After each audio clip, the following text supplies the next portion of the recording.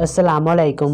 एक औरत हथौड़ा लेकर अपने बेटे के स्कूल में पहुंची और चपड़ासी से पूछने लगी, नकीब सर की क्लास कौन सी है।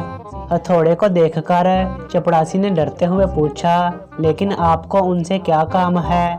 हथौड़े को हवा में लहराते हुए बोली, अरे वो मेरे बेटे के क्लास टीचर हैं, मुझे इनकी क्लास दिखाओ।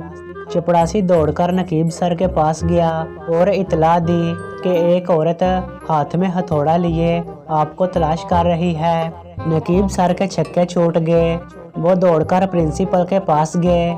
प्रिंसिपल फौरन उस औरत के पास आकर निहायत आजिज़ाना अंदाज में बोले, आप जल्दबाजी से काम ना लें, इत्मीनान रखें, आपकी शिकायत फौरी दूर की जाएगी।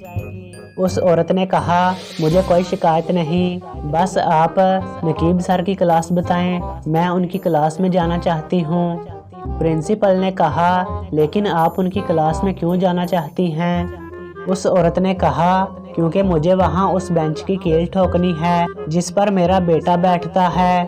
कल वो तीसरी बार पैंट फाड़ कर आया है।